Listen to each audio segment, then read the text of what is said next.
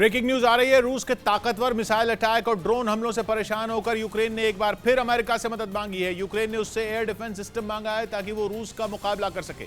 अभी मंगलवार को ही रूस ने यूक्रेन के पावर प्लांटों पर सबसे बड़ा मिसाइल अटैक किया था। यूक्रेन ने दावा किया था कि वहां रूस ने एक दिन में करीब 90 मिसाइलें दागी थीं, जिसके बाद यूक्रेन के अलग अलग हिस्सों में बत्ती गुल हो गई थी।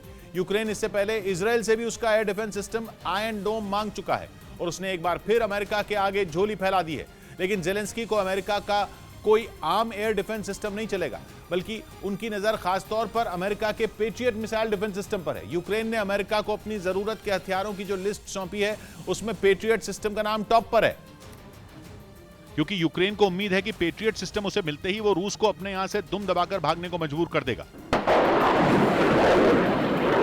इसलिए यूक्रेन के विदेश मंत्री ने अमेरिका के विदेश मंत्री से फोन पर बात की और उनसे पेट्रियट सिस्टम देने की अपील की। हालांकि अमेरिका ने अभी नवंबर में ही यूक्रेन को नसाम्स एयर डिफेंस सिस्टम दिए हैं, जिन्होंने जंग के मैदान में अपना लोहा मनवाया भी है। अमेरिका के रक्षा मंत्री ने भी कहा है कि नसाम्स ने यूक्रेन की तरफ आती रूस की मिसाइलों को 100% सफलता के साथ इंटरसेप्ट किया है।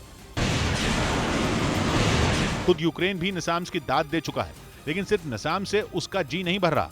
और अब यूक्रेन कह रहा है कि जंग के मैदान से रूस पर पेट्रियट मिसाइलों को दागने का वक्त आ गया है। जेलेंस्की की सुई अमेरिका के पेट्रियट सिस्टम पर अटकी हुई है, क्योंकि पेट्रियट ऐसा दमदार मिसाइल सिस्टम है कि अमेरिका उस पर आंख मूंद कर भरोसा करता है। पेट्रियट की अहमियत इसी बात से समझी जा सकती है कि वो अमेरिकी सेना का मुख्य एयर और मिसाइल डिफेंस सिस्टम है। पेट्रियट सिस्टम ड्रोन, बैलिस्टिक और क्रूज मिसाइलों और एडवांस हवाई जहाजों को डिटेक्ट कर सकता है और उन्हें ट्रैक और टारगेट कर सकता है। दुश्मन की मिसाइल चाहे 80 किलोमीटर दूर भी क्यों ना हो, पेट्रियट सिस्टम का रेडार उस पर निशाना लॉक कर सकता है। जबकि इतनी दूर से हथियार को पहचानना तो दूर, जमीन से मिसाइल नजर तक नहीं आती। लेकिन पेट्रियट के लिए यह बाएं हाथ का खेल है, क्योंकि वो लंबी रेंज का सिस्टम है। रक्षा विशेषज्ञों का मानना है कि अगर यूक्रेन को पेट्रियट मिल गया तो रूस उस पर हवाई हमले करने से पहले 10 बार सोचेगा। इसी वजह से यूक्रेन फरवरी में जंग की शुरुआत के बाद से कई बार अमेरिका से उसका पेट्रियट मिसाइल सिस्टम मांग चुका है, लेकिन अमेरिका राजी नहीं हुआ। अगर अमेरिका ने यूक्रेन को अपना ये हथियार दे दिया तो इसका मतलब होगा सीधे सीधे पुतिन से भिड़ना, क्योंकि अमेरिका का मानना है कि यूक्रेन पेट्रियट सिस्टम को मेंटेन नहीं कर पाएगा। उसे चलाना अकेले यूक्रेन के बस की बात नहीं, इसलिए उसकी तैनाती और ऑपरेशन के लिए अमेरिका के सैनिकों को खुद यूक्रेन जाना पड़ेगा।